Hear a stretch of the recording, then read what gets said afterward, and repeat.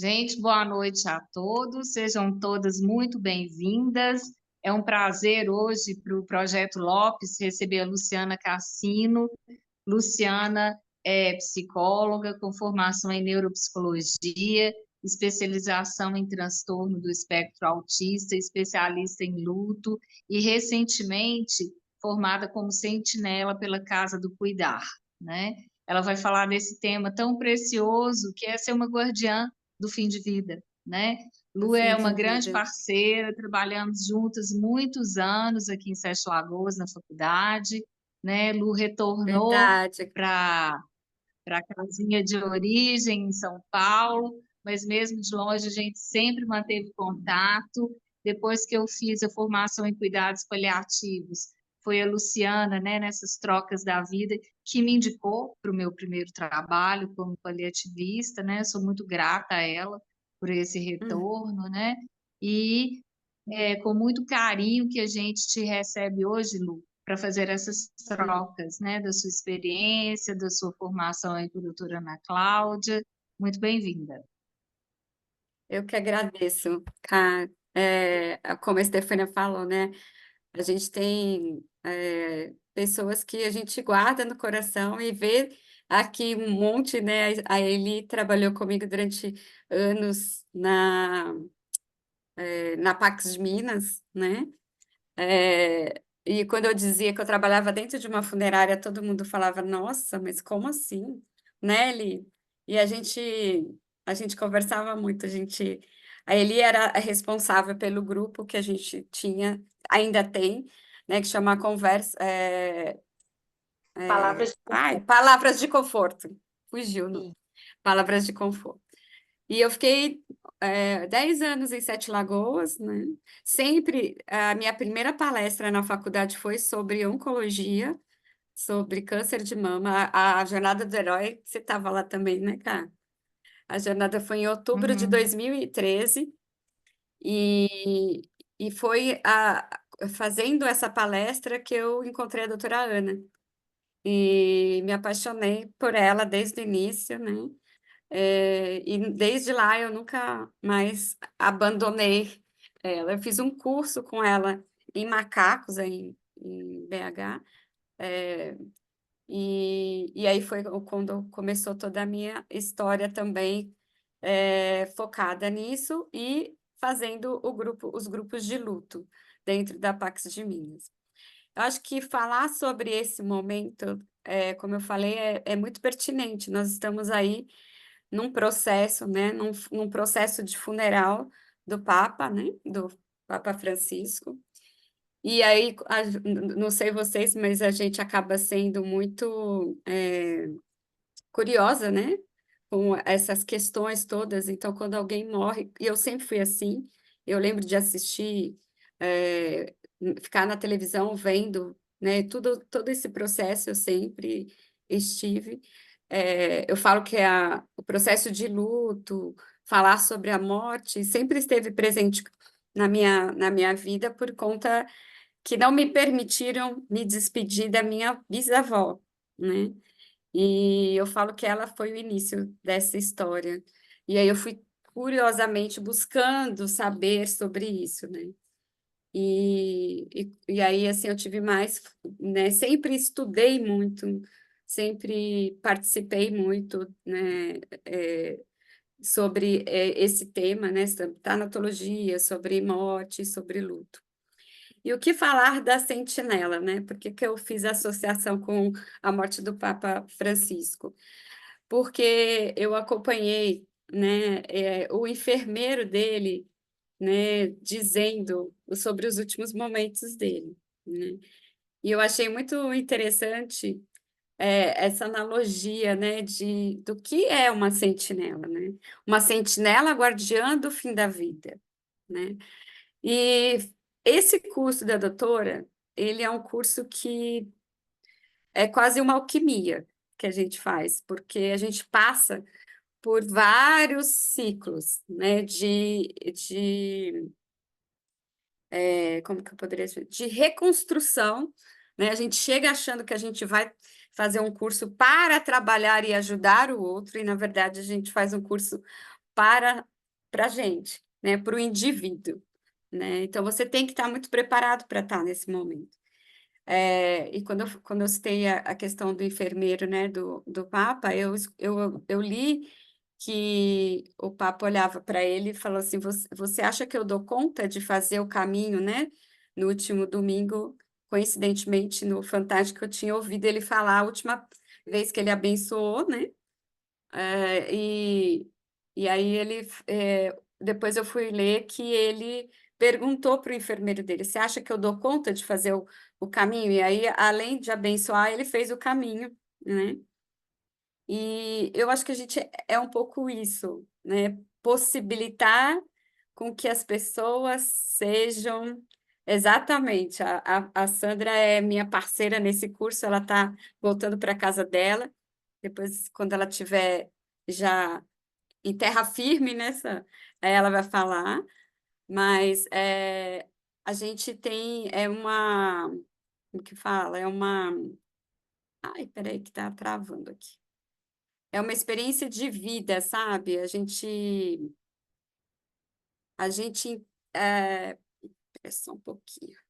Tá dando um chute aqui na minha internet.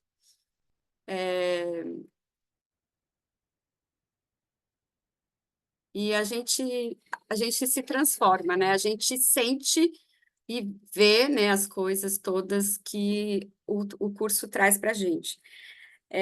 E o Papa Francisco ele foi preparado para esse processo, né? E esse enfermeiro, eu acho que ele foi. Eu gosto de pesquisar muito. Eu tenho certeza que esse enfermeiro foi o sentinela dele, né? Porque o Papa conseguiu, inclusive, se despedir, né? Do enfermeiro, né? Ele deu tchau para ele e também escreveu a respeito do que é esse processo de morte, né? Segundo a doutora Ana Cláudia Quintana Arantes, nós passamos pela dissolução dos 4 elementos quando a gente está no processo do morrer, né? Vocês já ouviram falar sobre isso? Já ouviram Não, não. falar da dissolução? Hum. É, a gente recebe, né, o sopro divino quando a gente nasce, né? E quando a gente está nesse processo do morrer, os elementos que acabam saindo, eles acabam saindo nesse processo, né? A pessoa vai perdendo a vitalidade, parando de andar, até que né, a água, terra, água, ar, fogo e ar, né? Se eu não estiver errada na sequência.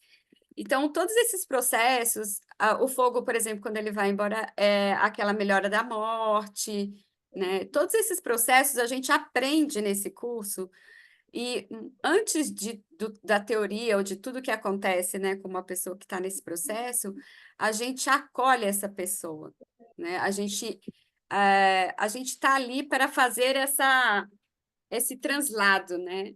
Tem um livro da doutora que chama como que é, do envelhecimento, que ela fala do deserto. A gente que fica com o paciente nesse processo do deserto, né? Nós que estamos ali do lado dele para garantir que ele saiba o que ele está passando, que ele tenha, né, que essa família também entenda que nesse momento, né, porque ela fala muito isso, as pessoas não querem que a pessoa saiba o que está passando, né? Às vezes a gente tem famílias que preferem não falar, né, para o paciente o que está acontecendo, e ela fala muito sobre isso, sobre a comunicação, né, o quanto que a gente tem que trabalhar, a questão, né, de se trabalhar alquimicamente. A sentinela, ela precisa estar preparada, a gente fala que a gente ganha uma caixinha de ferramentas, e, na verdade, é uma ferramenta que a gente vai usando com a gente também, porque o cuidador, e aí eu me lembro dos relatos que a Karine sempre trazia para a gente também precisa ter esse cuidado, né? É cuidado de quem cuida, cuidar de quem cuida também, né? Então, a gente aprende aromaterapia, a gente aprende comidas, a gente aprende sobre alimentação, né? A professora passa para a gente sobre alimentação, o que que é melhor, o que que é pior. Muitas vezes a gente não vai utilizar isso, mas a gente precisa saber do processo como um todo, né? Do que a gente pode fazer nesse momento, porque muita gente se desespera e não consegue entender, né? Eu faço associação da Sentinela. Nossa, minha tela não para de fazer aqui um. Só estou tirando aqui, só um minuto, para ver se ela para. O trabalho da Sentinela é como uma doula para o nascimento, né? A doutora não queria ser só uma doula, ela queria ser uma sentinela, ou seja, aquela pessoa que guarda, né, a chama, né, ou esse sagrado que é a passagem da pessoa nesse momento, né? Então, o trabalho das sentinelas é muito em relação a tudo que se refere a essa época, né, a esse momento. É ser uma pessoa que está consciente ali que o papel dela é de ajudar na travessia, mas os holofotes são todos da pessoa. Dá para entender? Tá dando para entender o que eu estou falando? Se tiver muito complicado, eu dou outros exemplos. Ô, Lu, tá tranquilo, mas como que, por exemplo, como que a família sabe o momento de chamar uma sentinela? Como que uma sentinela é convocada? Então, a sentinela ela pode entrar junto com a questão dos cuidados paliativos, né? A gente teve uma experiência, né, contada inclusive pela Sandra, com uma paciente metastásica que já estava com um grau, né, do processo dela muito avançado. E a Sandra acabou sendo essa sentinela, né? A pessoa que foi dar esse conforto, ajudá-la nesse processo, nesse momento. O cuidados paliativos vai entrar e a sentinela vai estar junto com essa equipe multidisciplinar, né? A gente acaba aprendendo sobre as coisas que a gente deve fazer ou saber fazer, o que de alívio a gente pode dar para o paciente, mas tudo isso é o paciente que muitas vezes vai nos dizer, né? Assim, a gente tem que ter muito tato. Eu acho que a diferença entre o cuidados paliativos e a sentinela é o sentir, né? Não que o cuidado paliativo não vai entrar com esse sentir, mas a sentinela, ela é um papel importante ali, onde tem a equipe que está cuidando desse paciente, mas tem ela que está de olho se a paciente está sendo ouvida, se o que ela está sentindo, o que ela quer que seja feito naquele momento, né? A paciente ou paciente naquele momento. Então, o cuidar nesse momento, a sentinela vai trazer a possibilidade, por exemplo, de qual é a sua lista de músicas preferidas, né? Qual é a sua preferência em relação aos cheiros, aquilo que você gosta? Você pode sugerir algumas coisas, mas também pode descobrir com o paciente coisas que ele poderia estar querendo fazer que ninguém faz, né? Às vezes a pessoa quer comer uma comida e aí a pessoa não, né, não faz. Às vezes ela quer dar uma volta, como foi essa questão do Papa, e eu li também que a equipe de médicos já não queria mais que ele fizesse isso, né? E ele morreu sem ser entubado e sem estar na cama de um hospital. Ele estava na casa dele, né? Ali onde ele vivia, juntamente desse enfermeiro. Então, se a gente conseguisse desmistificar esse processo que muita gente tem medo, né? Muita gente tem medo, muita gente não gosta, muita gente. Se a gente for falar desse assunto, nossa, mas como assim sentinela do fim da vida, né? Não é só nesse momento do final, a gente entra antes, né? Por isso que eu falo que é junto com cuidados paliativos, é junto com essa equipe multidisciplinar que muitas vezes está junto desse paciente. né? A gente vai tentar garantir que o desejo daquele paciente seja cumprido, né? Seja ele como é que vai ser o funeral, como é que ele quer que sejam as coisas, como também o Papa fez, porque ele disse como ele queria, ele tirou as questões, vamos dizer assim, prioritárias aí do papado anterior, né? E ele quis uma coisa simples, o caixão mais baixo para que as pessoas pudessem vê-lo. Eles tinham o ritual de 3 caixões e ele só quis o de madeira, forrado com zinco. Ele foi o primeiro a quebrar o protocolo, né? Ele não vai ser enterrado na Basílica de São Pedro, ele vai para uma outra que ele sempre gostou. E eu sinto que é esse o nosso papel, né? O que a gente pode trazer para esse momento, né?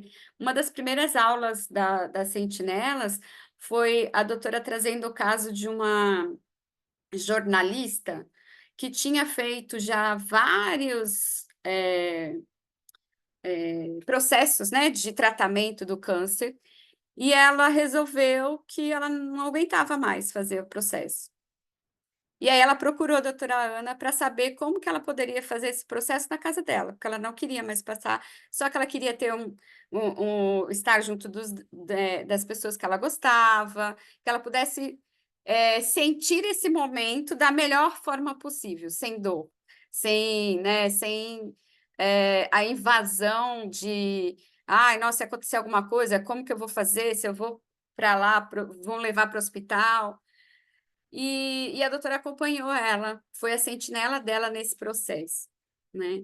E o que a gente percebe sempre no curso da sentinela é que muito mais do que proporcionar para o outro, é proporcionar para você a certeza de que estamos juntos. O que você quer?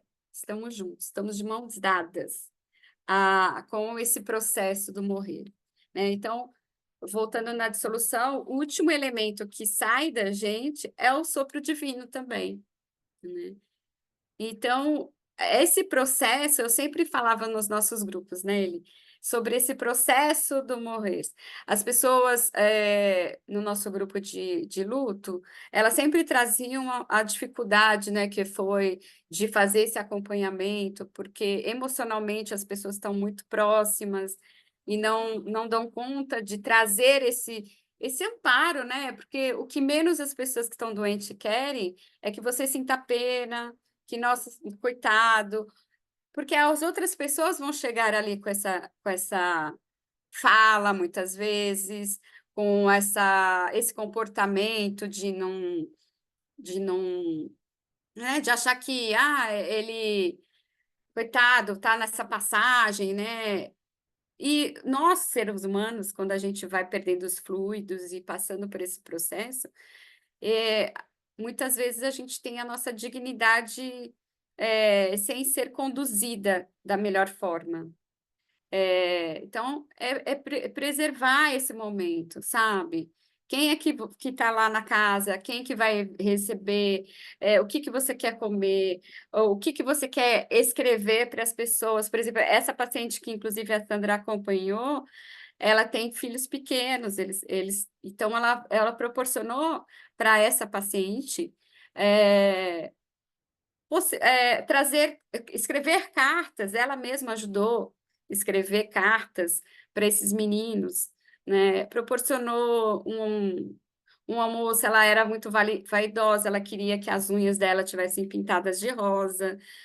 Então, são sutilezas que a gente vai observando desse paciente, né? O que cheiro que ele gosta, que roupa que ele quer. E não é só no processo desse ritual, né? Do enterro ou, né, do próprio velório. É durante essa passagem dele por esse processo do morrer, né? Porque muitas vezes a gente acaba invadindo os pacientes, né? Não, precisa entubar. Tem muito médico que não aceita o trabalho da doutora Ana Cláudia, né? Porque acham que não fazer até o último minuto algo com aquele paciente é não estar honrando a medicina. E não é isso, né? É muito importante você ter uma leveza nesse momento, né? E eu estou trazendo o exemplo do Papa, porque eu fui ler sobre isso, independente de religião ou não, e é respeitar esse momento dessa pessoa, né? Qual é a religião dessa pessoa? Então, a gente aprende sobre todas as religiões, para vocês terem uma ideia, né? Músicas, o benefício da música na dor, sabe, para possibilitar que aquele paciente consiga dormir sem dor, que ele consiga trazer, né, os benefícios das notas musicais. A gente aprende notas musicais, sabe? Sobre as notas musicais, qual que é a frequência, se a gente tem um instrumento que a gente possa levar para ele sentir. É como se a gente pudesse trazer para aquele paciente, junto da equipe multidisciplinar, as sensações, a utilização dos sentidos, né? Então, tato, olfato, visão, né? Qual é o toque, né? Como que a gente pode aliviar algumas coisas, qual é o processo, nesse processo né, do morrer, como que a gente pode olhar para essa pessoa e perceber o caminho. Então, por exemplo, a gente teve aula com o Alexandre, que eu acho que algumas de vocês já conheceu, né, lá do Rio, e ele dizia isso, né, que muito mais do que, por exemplo, brigar com a família porque você tem que resgatar o que a paciente quer, é fazer esse elo, né, deixar a família tranquila nesse momento, né, essa família, né, quando você mostra para as pessoas o que vai acontecer nesse movimento, nesse processo que o paciente está passando, você consegue mostrar para a família e ela consegue se acalmar mais, né, e conseguir usar até uma fala de observar, de contemplar essa passagem, né? Eu acho a coisa mais linda isso, porque a gente aprende a mexer com arte-terapia, a gente aprende. A professora que nos ensinou sobre comida, ela ensinou a gente a criar comidas sensoriais, né, de estalo das memórias, né? De trazer esse resgate, o que o alimento representa, porque muitas vezes o paciente está de sonda, né? E como que você vai fazer, né? Então, perceber o caminho e ser muito parceira dessa equipe multidisciplinar, né? É como se a gente olhasse de fora as ações que estão fazendo com o paciente e pudesse sempre trazer uma ajudinha extra ali do lado, que é muito parecido com o que a doula para o nascimento faz, né? Ela é só uma coadjuvante, mas ela está ali trazendo aquele benefício, tirando a dor da mãe, fazendo o bebê nascer. Nesse caso, a gente vai conduzir a pessoa no último ato que ela tem, né? Que é o sair da sua vida nesse momento, né? Então, a gente vai possibilitando essa pessoa de ter dignidade. Um professor que a gente teve, o doutor Álcio, ele fala sobre a teoria da... hoje eu estou com a memória péssima, da dignidade, do morrer com qualidade, com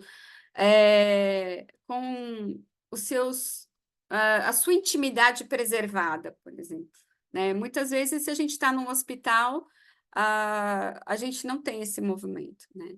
Aí a gente aprende também se a pessoa morre no hospital, como que acontece, né? O que você precisa correr para fazer, se ela morreu dentro de casa, como que é esse movimento também, né? Então, a gente aprende também sobre as leis, sobre as questões das leis, né? Então, trazer essas questões, né, de percepção, de apurar as percepções, né, do toque, né, do que pode acolher essa pessoa nesse momento, né? Porque não é um momento que as pessoas gostariam de ter. Mas quando a gente se prepara para isso, eu sempre falo que aquele livro da doutora, né, A Morte é um Dia que Vale a Pena Viver, é isso. A gente precisa viver bem para ter uma dignidade na morte, né? E então a gente vai trabalhando essas questões com muita delicadeza. Eu acho que o ponto máximo da sentinela é essa delicadeza. Quando a gente dava aula, e eu lembrei disso no curso, Cá, a enfermagem, no 10º período, quando eles iam se formar, né, Cá, eles entregavam para os alunos do 9º período de enfermagem uma lâmpada que simbolizava a lamparina que eu também não vou lembrar o nome dela, né? Que eles falavam sempre da primeira enfermeira na Segunda Guerra Mundial, que Florence. foi Florence, exatamente. Que levava, né, a lamparina para olhar esses doentes. Então, a sentinela, né, o objetivo maior é essa chama, é cuidar dessa chama do paciente até o final, né? É cuidar desse detalhe, desses sentidos, de todo desse processo. É como se a gente, eu poderia usar o termo assim, a morte se apaixonando pela vida. Eu tenho até um desenho que eu passava, né, sobre a morte se apaixonando pela vida. Porque é isso, a sentinela precisa ter esse feeling, esse detalhe, esse carinho, esse acolhimento, essa validação, tanto do paciente quanto da família, né? Porque por isso que a gente aprende também sobre as religiões, sobre tudo, né? O que significa aquilo para o paciente, o que são as memórias, o que a gente pode trazer nessa família junto dessa pessoa, né? Então, é, é basicamente isso. Mas eu gosto muito também de ouvir vocês. Que dúvidas vocês têm ou o que mais vocês gostariam de saber? Porque o nosso curso de Sentinela, ele é extremamente vivencial, né? E eu digo que a gente se formou colocando no sangue da gente essa sensação de leveza em relação à morte e o processo de morrer, né? Eu me fiz explicar ou ficou meio confuso? Tá ótimo, Luciano, muito bem. Hum, Boa noite. quem está falando? É, Adriano, tá aberto minha Oh, câmera? Adri... Tá. Tudo Tá bem, né? Eu tudo. achei ótimo a sua, né, condução. E nós, enquanto equipe, chega um momento, né, Uhum, da situação de adoecimento do paciente que é possível identificar, né, se ele tem semanas, dias ou horas de vida, né? Então, é nesse exatamente. processo aí, né? É claro que quando a gente consegue, a gente aborda isso já bem antecipadamente, né? A gente Hum, consegue falar né? Das coisas difíceis, né? Mas que precisam ser conversadas sobre como ele quer que as coisas aconteçam, né? Quem ele quer que esteja no quarto dele, como que ele exato. deseja que seja o funeral, né? Então, assim, chega um momento que é preciso conversar sobre isso, né? E aí, Existe, né? E existe a é, negação também, né? Do existe. próprio paciente e também da família. Não, chega um momento assim, né, que a equipe médica, né, a equipe toda consegue perceber, tem ferramentas também que nos ajudam a identificar se esse paciente tem uma sobrevida menor ou maior, né, e tem uma ferramenta que chama PPI, que ela fala também, e eu consigo jogar alguns sintomas do paciente ali e constatar se ele tem dias, né, semanas ou horas de vida. Uhum, Então, não dá uhum, para deixar passar como se nada tivesse acontecendo, né? Então, a gente, enquanto equipe, precisa realmente reunir, discutir, falar, olha, está chegando a hora, é preciso falar com a hum, família ou com o paciente, né? Se for me hum, permitido, e conduzir da melhor maneira. Como tudo vai acontecer, e como ele quer que aconteça, né? E a família precisa da nossa ajuda nesse momento, porque não tem como, né? Vai ser, igual a doutora Ana fala, que é um muro, né?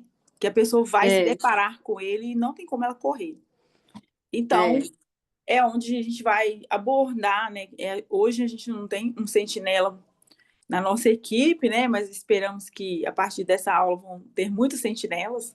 Então, a gente acaba fazendo mesmo algumas abordagens. E é muito bom quando a gente consegue ajudar a família no processo da morte, né? Com as coisas que o paciente gosta de fazer. Às vezes tem situações controversas, né? A família quer uma coisa, o paciente quer outra. A gente consegue, acaba conscientizando a família, né, do que é melhor para ele, né? O que ele escolheria. E o resultado é muito bom. Então, sobre velório, né? Essa semana mesmo eu fui no velório do meu tio. E quando eu cheguei no velório, ele era um folião. Ele gostava das folias de reis, acompanhou a folia de reis a vida toda. Era uma coisa que dava muito sentido à vida dele. E aí, no velório dele, estavam lá os foliões, tocando, cantando, e ao mesmo tempo chorando, né? Se despedindo dele. E aí eu pude parar para refletir sobre os rituais, né, que cada pessoa tem, e que às vezes ela vai manifestar, ou a família vai manifestar, e a gente precisa ajudar fazer, né? Porque é o que vai dar mais paz para essa família, né? E para a equipe também, né? Que ajuda, né? A sensação de dever Exatamente. cumprido, né? Para a Então, equipe, para a família e para o próprio paciente, assim, sim, eu estou sim. amparado, eu estou É, tranquilo, eu posso ir, né? Porque e, muita gente tem receio, né? Como que essa família vai ficar, né? e uma coisa que eu percebo muito nas últimas horas de vida é um medo que a família tem, sabe? Então, às vezes, assim, a família quer que a gente fique lá. Fala assim, ai, não tem como vocês ficar aqui com a gente, não. Que a família, sabe? A gente fala, olha, vai ser essa noite. Que a gente consegue identificar também quando são últimas horas, né? Olha, realmente pode ser as últimas horas. Tudo indica, pelos sinais, né, sintomas, tudo indica que serão últimas horas. Então a família, às vezes, ela quer assim, que alguém fica lá. Talvez o sentinela também fosse uma pessoa que pudesse ajudar muito nesse momento. Porque ela tem medo, mesmo sabendo que está sendo tudo feito do jeito que deveria, mas é assim mesmo, né? Eles têm aquela sensação assim, gente, mas eu não queria passar por isso, né? Que hora que vai ser? Como que a pessoa vai ficar? Então, às vezes, quando eu consigo ficar, né? Eu fico, mas às vezes acontece pela madrugada, eu não consigo estar, né? Então, é preparar quem vai estar na casa, né? A família, os cuidadores, né? Na maioria das vezes, para quando for chegar a hora, né? Dessa passagem, o que eles devem fazer naquela hora, né? E tem mortes que são muito sublimes, né? São muito tranquilas, sem dor, sem falta de ar, sem desconforto. Então, assim, é uma morte, a gente fala, morte digna, né? Uma morte de morte em paz mesmo. E depois que tudo passa, eu percebo que há uma sensação de tudo foi feito como deveria. Em meio a muita dor e sofrimento, pela tristeza da perda, mas também uma sensação de que tudo foi feito da melhor maneira. É isso. Mas é isso, gostei muito da sua aula. É isso, porque Adriana, Pode falar, cara. Pode falar. Tá me ouvindo? Adriana está falando isso. Eu estou lembrando de uma paciente que nós atendemos juntas. Estou ouvindo. Uma paciente que nós atendemos junto, e a família tinha muito medo dessa paciente morrer em casa.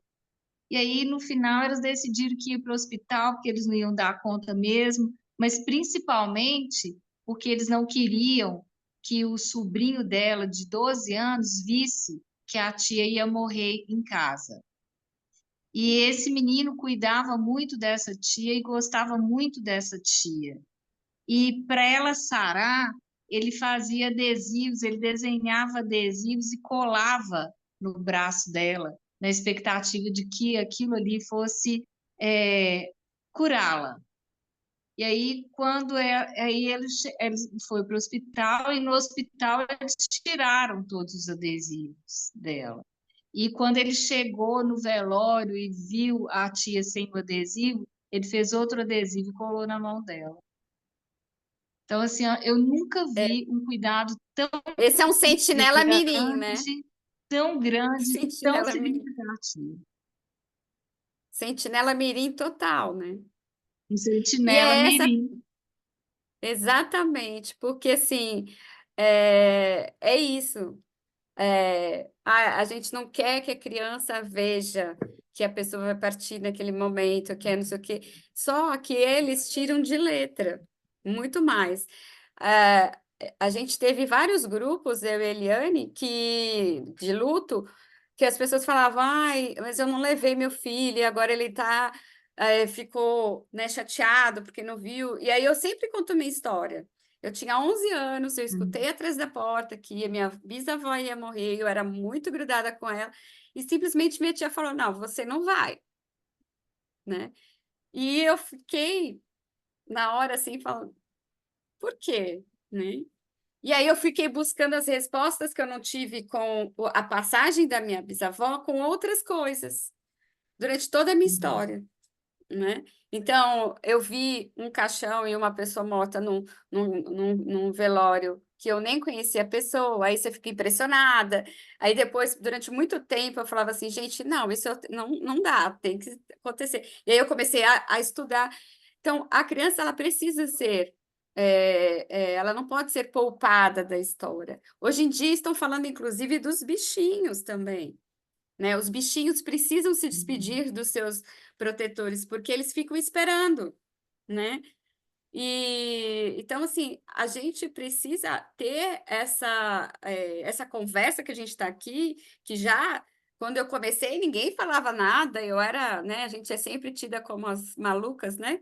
Como a doutora falava, né? Nossa, falar de morte, falar isso, a gente espalha montinho, né? Que ela falava. E a gente precisa começar a falar sobre isso para isso ser mais tranquilo, para isso ser mais acessível às pessoas, né? A gente sabe o impacto que depois da Covid, né? No período da Covid, a gente teve com a falta dos rituais, né? Com a falta das pessoas se despedirem. Esse rito é muito importante, né? E o que mais importante, né? Como você estava contando aí do seu tio, que fazia parte, né? Da Folia de Reis, e trazer isso para lá, o que é, sabe? O que é isso, né? Ser respeitado. E eu acho que vai além até. Acho que a gente precisa também lembrar que a gente não faz hoje com os nossos idosos, e eu sempre bato nessa tecla, é a validação daquilo que eles estão querendo. Se seus pais, né, têm saúde mental ainda, sabe, respondem por eles, falam, por que não permitir que eles vão com os seus desejos até o final? Muita gente não respeita isso, né? Muita gente tira, não, você não pode isso. Então, esse cuidado, né? Esse tato que a gente tem que ter com o outro nesse processo do morrer, né? Como é que você ia Eu acho que querer que isso acontecesse? eu acho que se todas nós aqui fizéssemos as nossas diretivas, a gente ia ajudar as sentinelas, né? Eu Com também acho. certeza. Luciano, meu pai me pediu, eu conversei de morte com ele uma vez, aí ele falou assim, quando eu morrer, minha filha, eu quero ser cremado. E as minhas cinzas serão jogadas, eu quero que vocês joguem minhas cinzas lá no Rio das Velhas. Porque ele cresceu como um pescador, cresceu na beira do rio, agricultor de beira do rio. E aí um amigo dele de pescaria morreu, né? E aí os filhos jogaram as cinzas dele. Aí ele foi e fez esse pedido para nós. Falei, tá bom, pai, é isso que o senhor quer, então é assim que vai ser feito. E aí eu chamei meus irmãos e falei, né, olha, eu tô falando aqui porque vocês precisam estar cientes, é o desejo dele. E ele sustenta isso, ele sempre fala. Então, falar desse processo, né, que todo mundo vai passar por ele, eu acho que é importante, sim, né? E quando a gente tem oportunidade, a gente tem que realmente deixar a pessoa falar, né? Porque a maioria das pessoas fala assim, não, vira essa boca para lá. Aqui no projeto, a gente tem um baralho que chama Cartas na Mesa. Depois Ótimo. vocês Ai, que podiam legal! pegar e se inspirar. No final de semana eu peguei esse baralho, eu fui para o sítio, levei esse baralho, e uma das noites lá, a gente brincando, eu falei assim, hoje aqui nós vamos brincar de jogar carta, e todo mundo achou que era baralho, só que era esse aí, de cartas na mesa. Todo mundo Hum. gostou tanto, tanto, que assim, você podia repetir mais, você podia fazer isso mais, porque fica como uma brincadeira, mas todo mundo falou coisas super íntimas, né, que geralmente a gente não conversa sobre isso num clima de festa, só num clima de velório. E lá a gente estava num clima de festa, de descanso, né? E foi uma noite muito bacana, muito Olha legal. que De legal. cada um Depois me falando. fala sobre essas cartas. Acha em qualquer lugar, cá? Chama Go Wish, Ô, cartas na Karine, nós mesa. podemos Raul fazer com a mostrou turma do aí. projeto, ó. Fica a dica aí, viu? Podemos, É. podemos, Eu já fiz, podemos. gente, só que ainda não imprimi. O que? Essas diretivas da morte ou os baralho? O baralho? O baralho está feito já, eu só tenho que imprimir e plastificar, porque eu queria Sim. entregar para cada voluntária. Hum, É muito bonito. legal.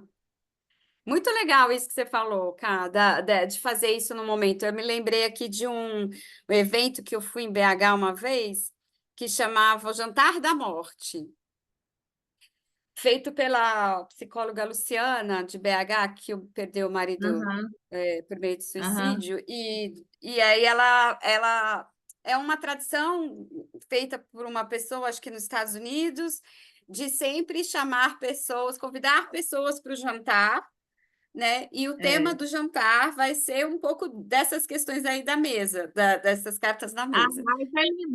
Rai vai lembrar que era uma médica de Belo Horizonte que era responsável pela UTI de um hospital lá, não lembro mais qual. E essa médica também fazia esse jantar na casa dela.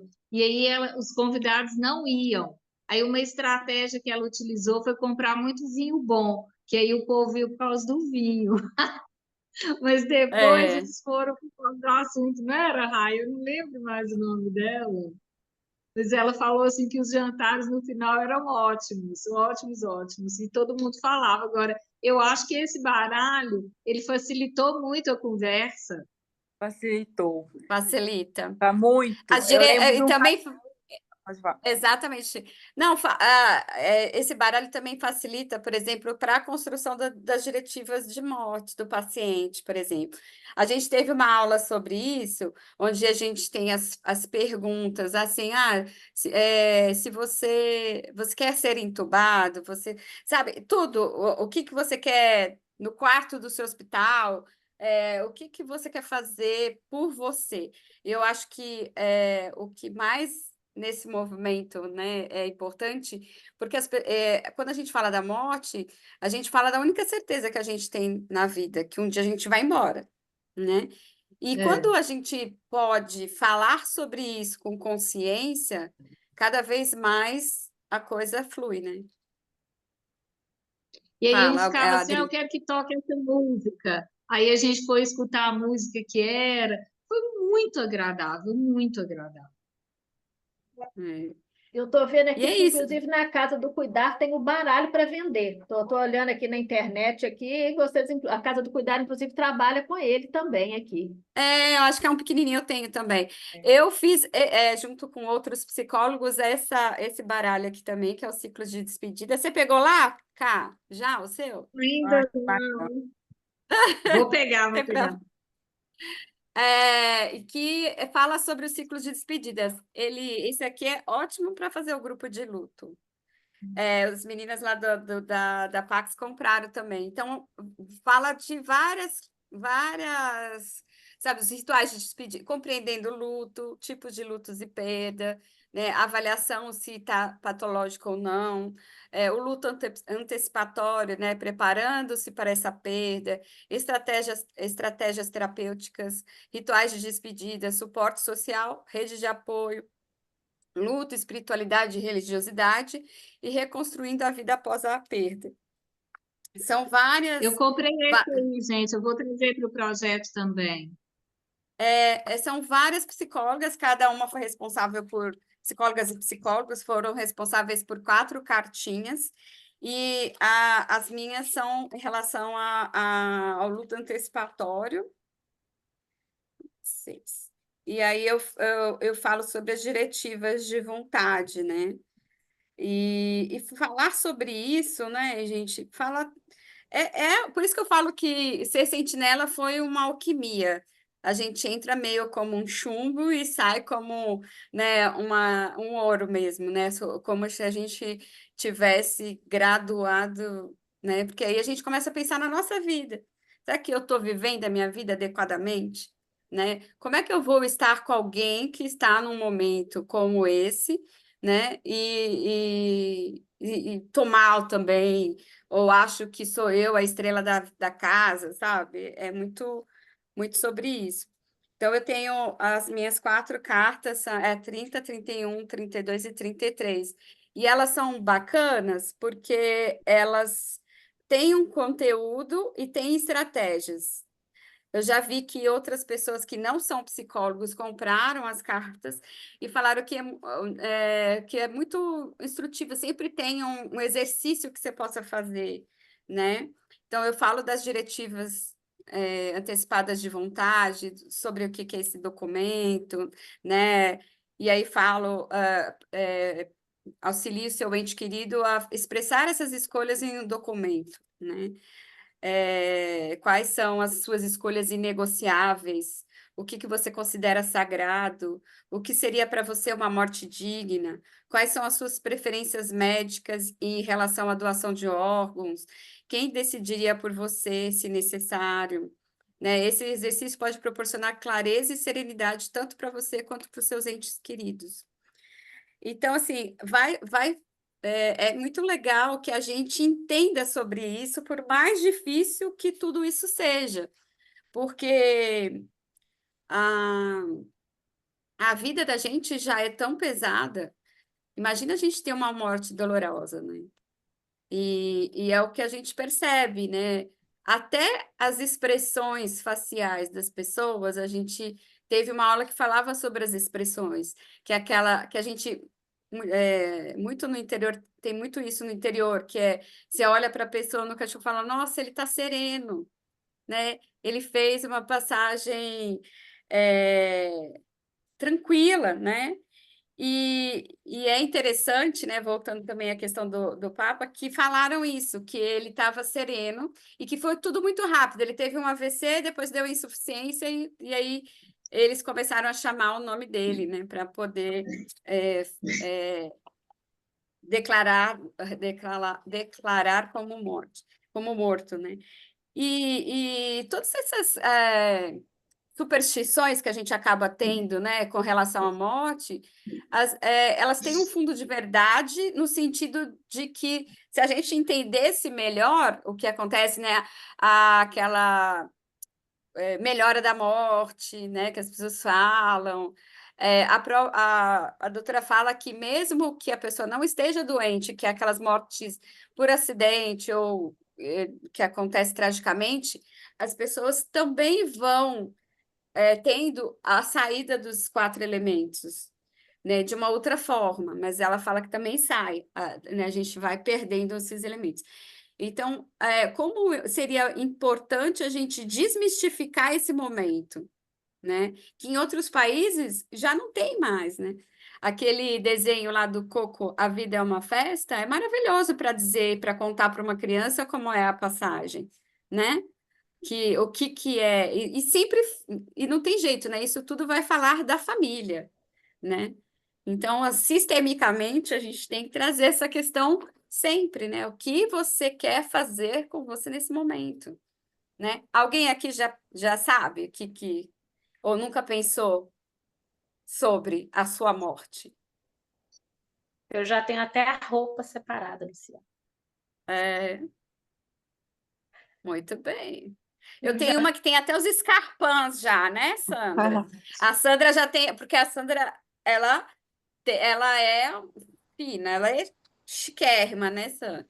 E ela fala que ela tem que morrer com os escarpãs dela, maravilhosos lá, que tem que estar bonita, né?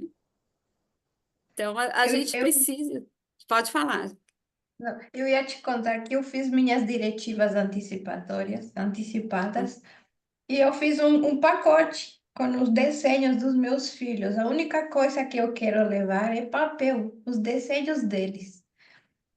Nada Ah, mais. E legal. a roupa tem tudo. E tem explicado, né? Se meu marido não quiser fazer isso, então minha filha tem que colocar os desenhos deles, que é a única coisa que eu guardei, que era o amor É, mais puro, né? Então, e o que você falou me fez lembrar a primeira aula que ministramos aqui no projeto. Você fala sobre a morte é uma escola de vida. E eu falo é, muito com as voluntárias que quando domesticamos o medo da exatamente. morte, você aprende muita coisa. Porque não tem mentira, todas as máscaras caem e você vê o ser humano na sua essência pura, não tem mentira, não tem nada falso, é tudo verdade. Então, ser sentinela, para mim, eu acho que esse é minha vocação. Eu gosto muito, eu sinto que eu consigo trazer essa essência. A gente E precisa se preparar para esse momento, né? E, sim, inclusive para ajudar o outro a se preparar por esse momento. Porque, te cortando um pouquinho, né? Que foi o que lindamente, né? Eu convido vocês a, se quem não pesquisou, pesquisar, o Papa fez. Ele preparou tudo, ele falou como que ele queria fazer, tudo que tinha que ter, o caixão, a cor, as coisas que ele queria dentro, né? Queria no chão, né? Ser enterrado, né? Aonde que ele queria fazer, o que que ele fez com o dinheiro que ele tinha, né? E ele falando que, você falou, né, da questão, a gente tinha que desmistificar. E é o que a doutora falou quando ela lançou o livro, né? Cuidado até o fim. Se vocês não leram, leiam, que é maravilhoso. E a Sandrinha vai dar o ar da graça dela daqui a pouco.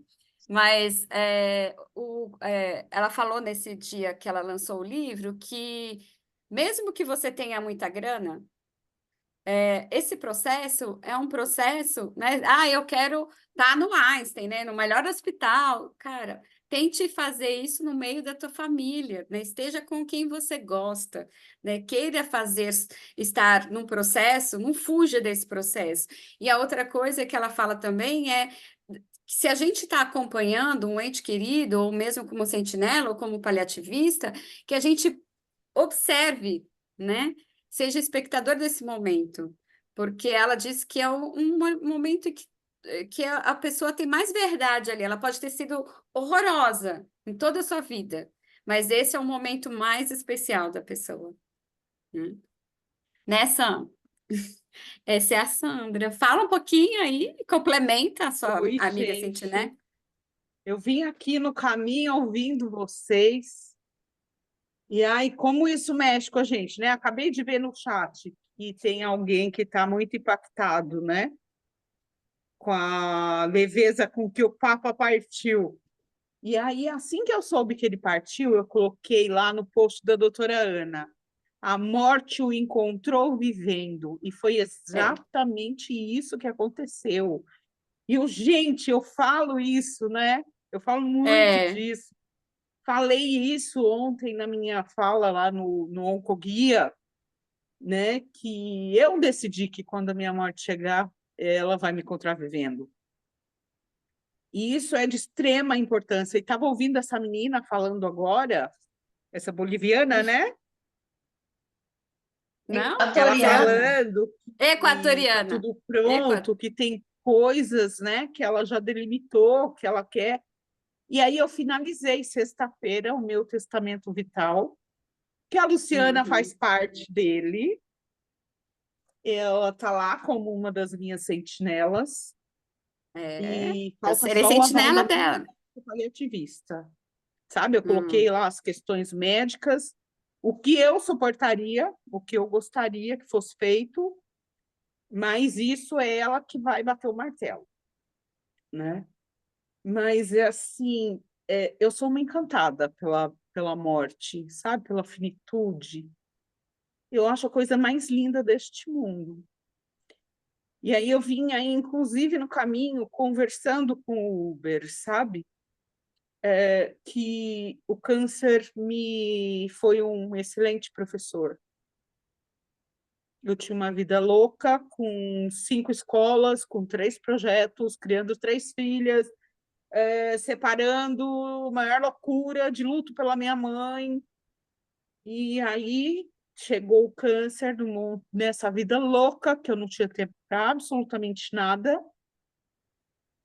e me mostrou, olha a florzinha nascendo, olha o passarinho cantando, sabe?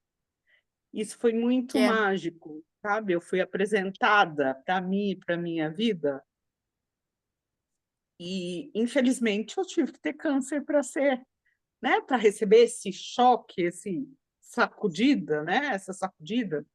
Eu tinha um professor que falava, de vez em quando a vida precisa te pegar pelo colarinho, sacudir e dizer, vem cá, meu bem, Exatamente. que você está vivendo errado.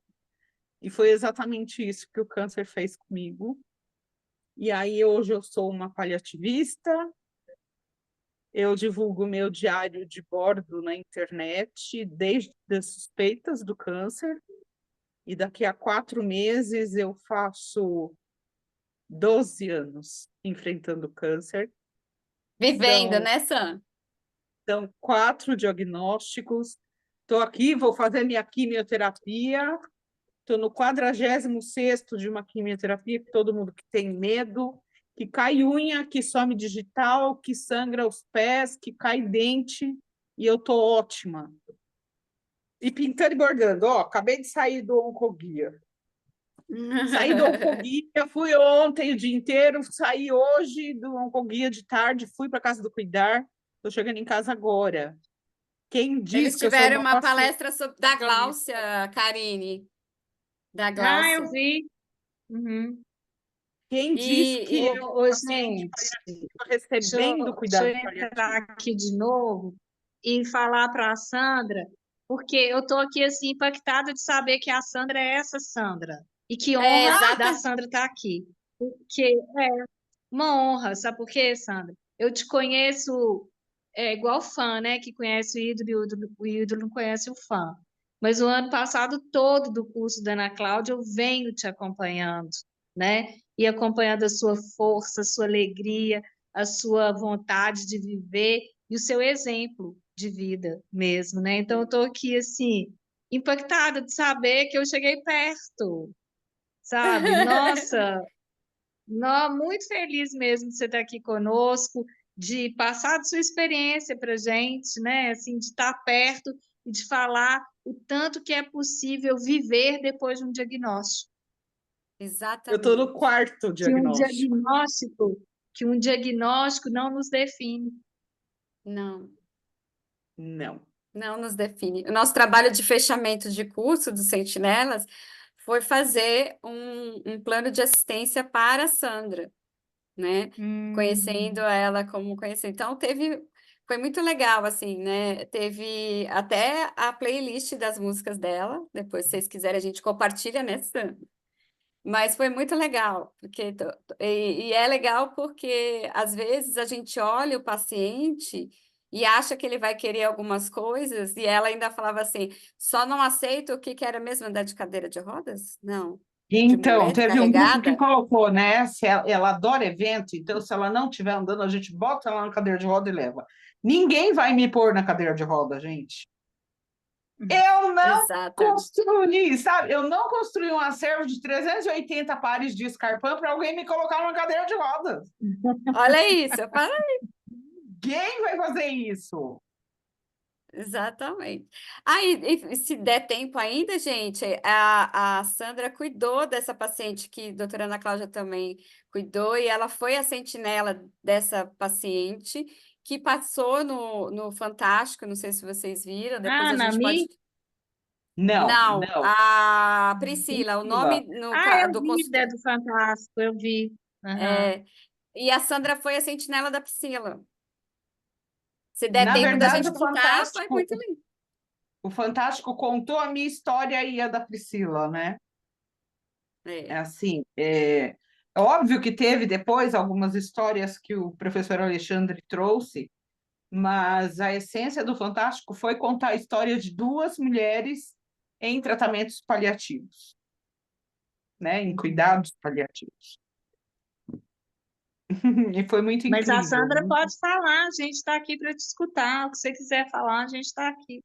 Com prazer. Conta um pouquinho do que foi essa experiência de fazer na prática a sentinela.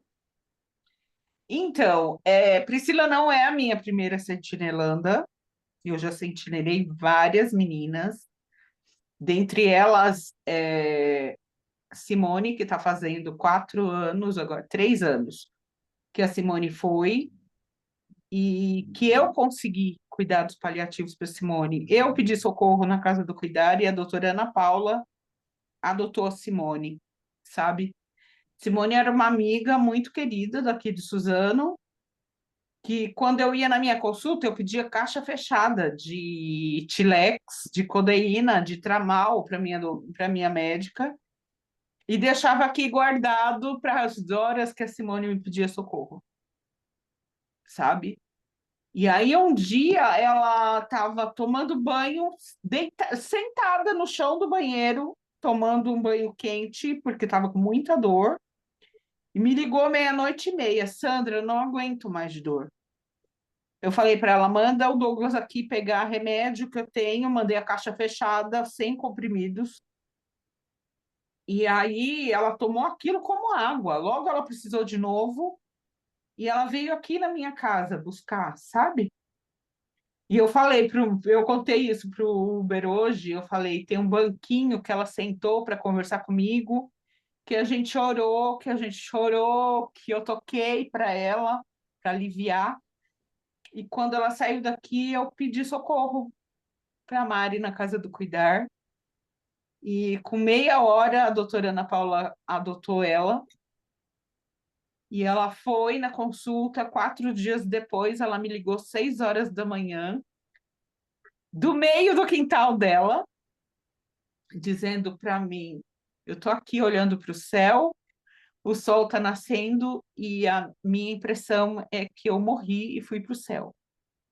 Porque eu não tenho uma dor, eu nunca achei que eu fosse ter algum dia sem dor na minha vida. Isso é cuidado paliativo, isso é sentinelar. Eu entendi a dor da minha amiga e busquei auxílio, busquei ajuda para ela.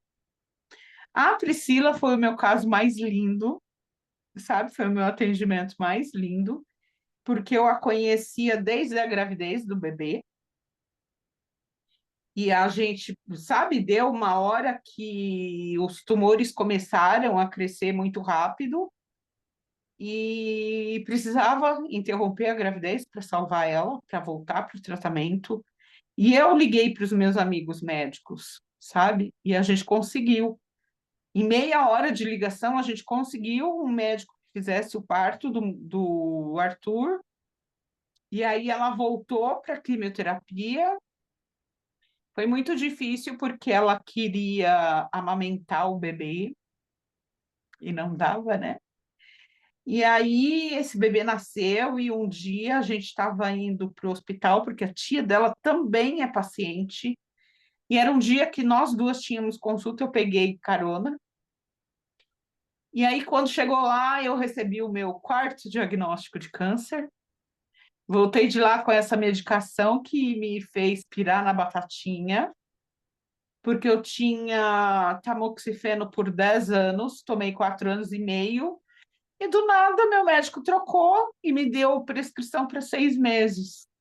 Eu ainda tinha 5 anos e meio do outro remédio, né, na prescrição, e do nada eu tinha só 6 meses de medicação prescrita. E aí eu falei para o meu médico, cadê o chão? Onde é que eu vou pisar? Sabe? E aí, na volta, o primo da Priscila, ele falou, Sandra, me ajuda a dar dignidade para minha prima. Ela vai morrer de qualquer jeito. E eu não quero que ela morra do jeito que eu estou vendo que ela vai morrer. Só que ela não aceitava ir para cuidados paliativos, o pai não aceitava, ninguém aceitava, porque não, ela está bem, ela está andando, ela está cuidando do bebê dela, está cuidando das crianças. E aí, só que foi ficando cada vez mais difícil. E aí, em março do ano passado, a doutora Ana Cláudia pediu para o gestor me convidar a ajudar ela a abrir o consultório social. E aí eu nem respondi para o Wagner, eu respondi para a doutora. Claro, estou aqui, sabe? Ela, tem paciente? Eu falei, tem paciente. Ela falou, tá, vou ver aqui minha agenda e te falo. Aí ela retornou e falou, quinta-feira na Casa do Cuidar. Era abril. E aí eu consegui convencer o pai a levar a Priscila. E aí a doutora foi lá, daquele jeitinho dela, pegou a Priscila, levou, sabe, a Priscila enganchada no braço dela, muito devagarinho, porque a Priscila estava muito debilitada já. Entrou no consultório, o pai entrou junto, e aí começou a consulta, e a doutora fazendo lá as perguntas, e a Priscila respondendo, ela mesma respondendo.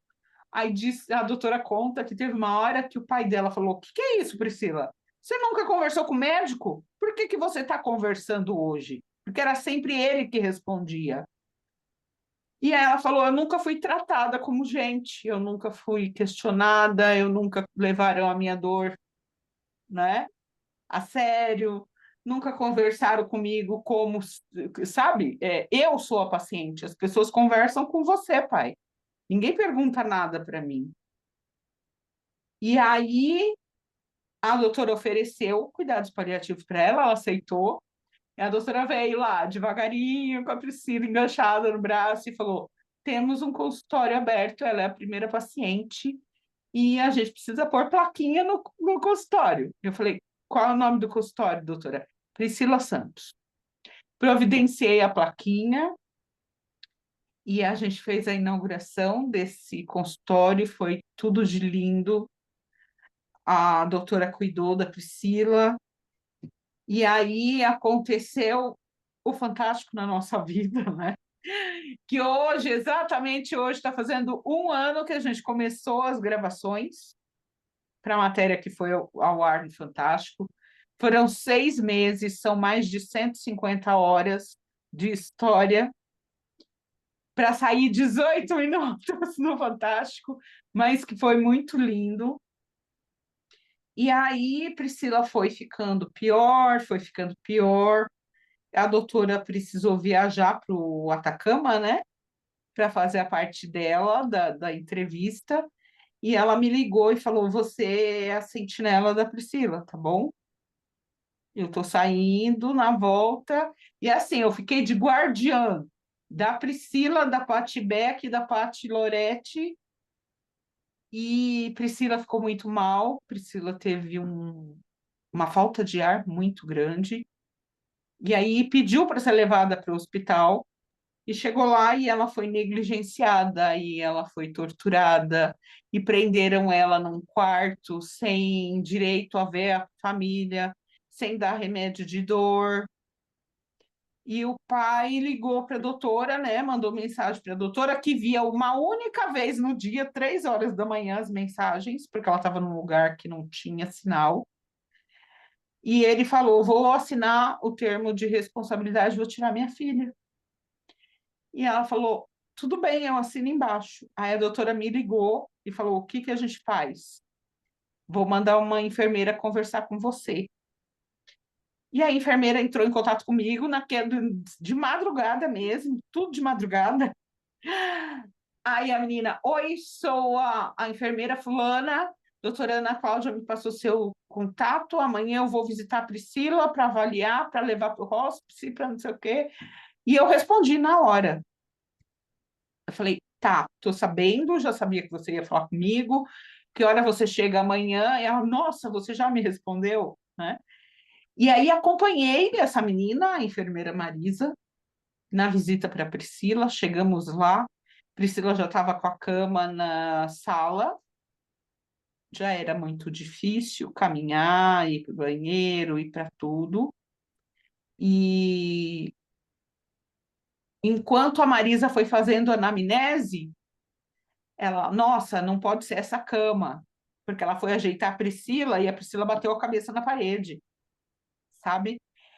E aí ela, ai, precisa ser uma cama hospitalar. Enquanto eu estava falando, enquanto eu estava vendo aquilo, eu já fui mexendo os pauzinhos, eu já falei com um amigo que é muito engajado aqui em assistência social, é advogado, falei, a gente precisa de uma cama hospitalar. Aí, conversando, a Priscila manifestou a vontade que os filhos fossem batizados. Aí eu falei para o menino, sabe aquele seu amigo padre? A gente precisa batizar as crianças da Priscila, mas tem que ser para ontem, ela está em estágio ativo de morte, sabe? E aí a gente foi ajeitando as coisas e a doutora Ana Cláudia falou para mim, eu estou fora, não tenho como ajustar a medicação, topa pedir para a doutora Ana Paula, que é a minha paliativista, a participar da equipe de cuidado comigo, com vocês? Falei, topo. Falei com a Ana Paula, na hora a Ana Paula aceitou. Ela falou, tá, mas eu preciso fazer uma ligação para o paciente. Ligou, conversou, ajustou a medicação e me ligou em seguida. Ela falou, Priscila vai morrer, quem vai dar o atestado de óbito? Aí, na hora, eu mandei para a doutora. Falei, doutora, Priscila está morrendo. Ela falou, Sandra, a Priscila está morrendo desde abril, não morreu ainda. Falei, tá, doutora, e se ela não te esperar chegar, quem vai dar o atestado de óbito? A doutora falou, Sandra, eu vou adotar os cuidados da Priscila. E aí veio Marisa, a gente fez a anamnese, a Marisa viu que a Priscila não aguentava ir para São Paulo, não aguentava o trajeto, ela ia morrer no caminho. E aí a gente montou o home care na casa dela, com enfermeira durante o dia. Com uma semana, a Priscila caiu à noite indo para o banheiro. O irmão que dormia no colchão do lado não viu. E eu, como sentinela, fui a responsável por falar para a enfermeira, né, que coordenava. Falei, Priscila caiu. A partir daquele dia, a enfermagem foi 24 horas, né, uma de manhã, uma de noite. E aí a doutora Ana Paula, o doutor Afonso, todo mundo ajustando medicação. Eu assinei pela Priscila na Casa Humana, então era todos os meus dados que estavam lá. Eu recebi a planilha de plantão, sabia quem era a enfermeira que ia estar, recebia todo dia a prescrição médica para controle de dor, e eu sabia tudo o que estava acontecendo e eu ia pelo menos uma vez por dia ver a Priscila. Nesse momento a gente conversava, foi quando eu gravei, né, a fala dela para cada um dos filhos. Com a enfermeira Marisa, ela gravou um recado para mim, um para a doutora Ana, para a doutora Alcio, para a equipe que cuidou. Eu senti necessidade de registrar um último momento dela com os filhos e marquei com uma fotógrafa amiga minha, um ensaio fotográfico. A gente até pensou em levar ela para uma praça, mas ela não tinha condições, então a gente montou um piquenique na sala e fez as fotos dela com os filhos para pôr na biografia dela, né? Ela recebeu um livro, a família recebeu um livro com a biografia dela, contendo essas fotos que a gente tirou. Ela queria comer pipoca, a gente deu um jeito dela fazer, ela queria comer pipoca com leitinho dela, ela queria fazer. Um belo dia, levaram ela para a cozinha, puseram tudo que ela precisava, ela deu conta de fazer pipoca dela. Uma semana antes de morrer. Aí, num outro dia, ela queria a canjica dela. Ela foi para a cozinha e fez a canjica dela. Ela comia uma colher de café, não era nem a colher de sobremesa, era de café, a menorzinha. E teve um dia que eu cheguei do Outubro Rosa com a unha pintada, linda, maravilhosa, e ela falou, você tá linda, eu quero ficar linda. E ela tinha passado uns 2 dias sem querer tomar banho, porque doía. Aí conseguiram dar banho nela. Quando terminou, puseram lá uma camisola fresquinha, bonita, cheirosa, e eu pintei as unhas dela. Isso já na sexta-feira. No sábado veio a repórter, linda, maravilhosa, ver Priscila. Eu acompanhei, a gente entendeu que estava acabando, sabe? E aí, na volta dessa visita, eu parei num posto de gasolina, mandei lavar meu carro, fiquei lá. Mandei vir uma cerveja, porque, gente, eu estou fazendo quimioterapia, mas, meu Deus, sabe? É lindo, mas estava muito pesado. Porque eu sou paciente, porque eu tenho 2 grupos com 400 meninas que esperam o meu acolhimento e estava difícil.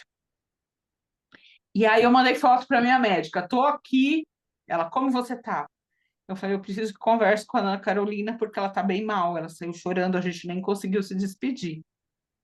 E aí mandei foto da minha cerveja, falei para é mentira, né? Falei para ela, sem álcool. Ela, hoje você pode com álcool. Aí já amenizou, né? Já não entrou. Aí eu tava lá tomando cerveja, vi um carro da Pinote no meio do posto de gasolina. Desceu um menino e veio correndo para mim, me abraçou, era o primo dela, o que me pediu para dar dignidade para a prima dele. Eu falei, seu safado, a sua prima está te esperando. Ele falou, não vou. Eu falei, ela está te esperando para morrer. Você vai, e você vai agora. Ele falou, não, vou levar minha esposa em casa e vou. Ele foi, passou a tarde com ela deu muita risada, sabe? Isso já era sábado. E aí a doutora me mandou mensagem, ela, Sandra, estou indo para Suzano para sedar a Priscila. Quer ir despedir? Vai estar eu e o Álcio. E aí eu fui lá. Quando eu cheguei, a doutora já estava conversando com ela. Quando ela escutou que eu estava lá, ela fez assim com a unha, porque o indicador estava sem pintar, porque toda hora colocavam um oxímetro. Aí, a hora que ela me ouviu, que ela ouviu o barulho do meu salto alto, ela fez assim com a unha. Aí a doutora deu risada, falou, já entendi. Sandra, pode pintar a unha dela. Aí pintei a unha dela, e ela já tinha falado para a doutora que estava melhor dormindo. Aí a doutora chamou a família, falou que ia sedar, que ia fazer uma medicação, que ela ia dormir, que não ia acordar mais. E aí começou a chegar todo mundo para despedir de Priscila. E aí foi um barato, porque a turma vinha abraçar de qualquer jeito. E ela falou, sabe, ela ficou brava. Ela, peraí, eu vou ensinar como é que vocês vão me abraçar. Vem por aqui, aí ela, sabe, eles vinham assim pelo ombro e ela passava a mão na cabeça do familiar, porque senão vai borrar o meu esmalte, eu estou pronta para ir embora. Desse jeito. Aí fez a medicação, 7h30, eu, a doutora Ana e o doutor Álcio nos despedimos. Eu sei o horário porque eu tirei a foto, estava lá o relógio da doutora. E aí eu falei para a doutora do caminho, a gente nem dei abraço na doutora, sabe quando passa? Precisava tanto daquele abraço, mas a gente estava tão impactado com tudo aquilo. E o doutor Álcio é o meu psiquiatra, ele, Sandra, vou te mandar uma prescrição. Aumentou a dose do meu calmante. Eu falei, doutor, não precisa que aumente. Precisa sim, você precisa de suporte. E aí mandei mensagem para a doutora, que eu queria saber pela boca dela. E tomei minha medicação e deitei e apaguei. Acordei no outro dia, 9h30 da manhã, com a ligação da doutora Ana, dizendo que a nossa bela adormecida tinha virado um anjinho.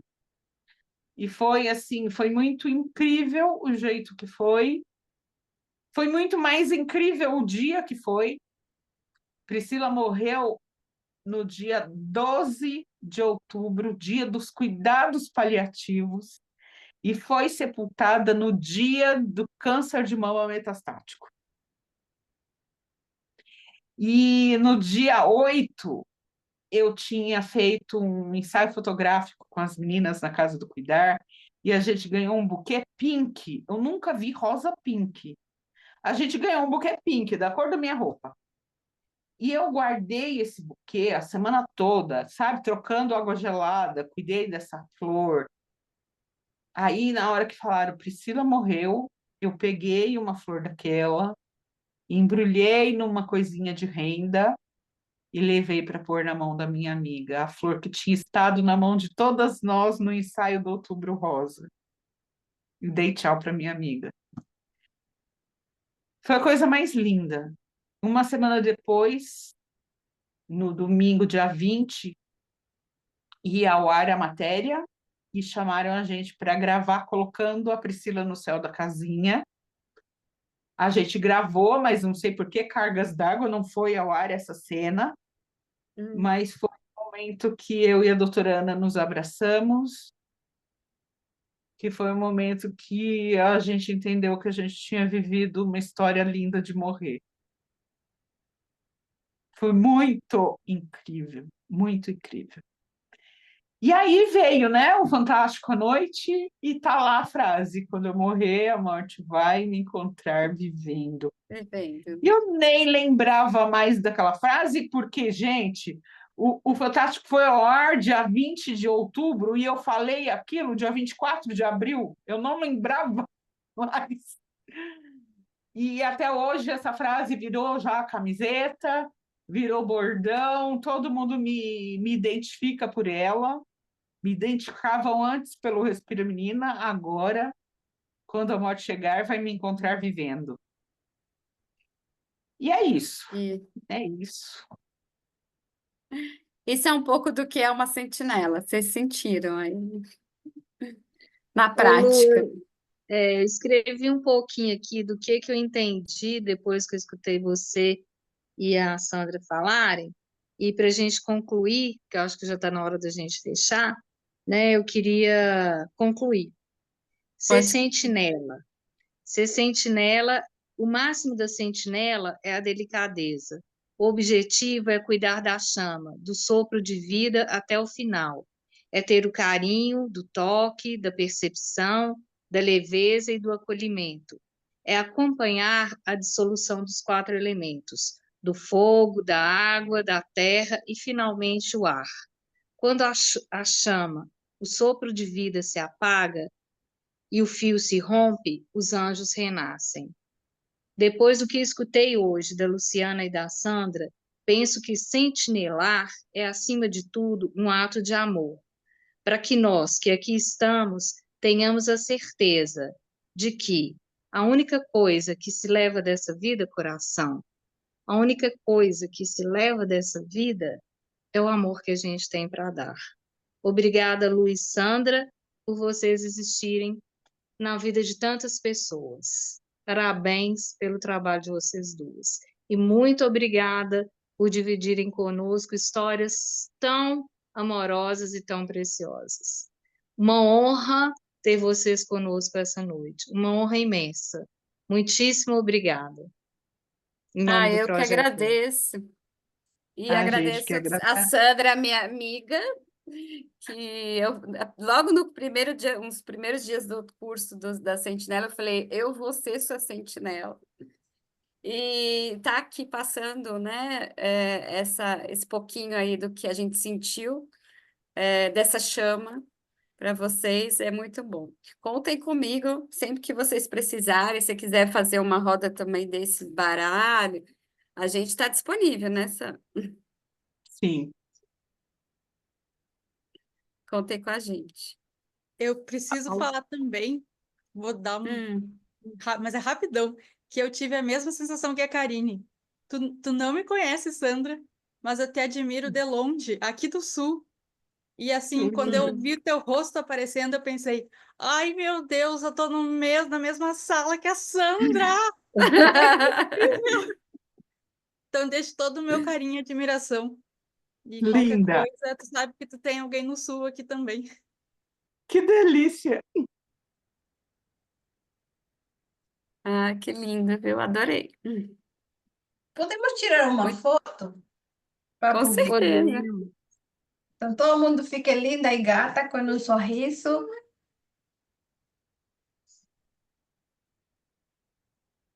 A Estefânia dormiu, a Rayane dormiu. Vamos. 1, 2 e...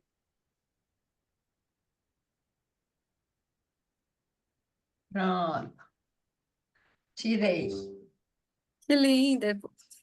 Eu vou mandar para vocês.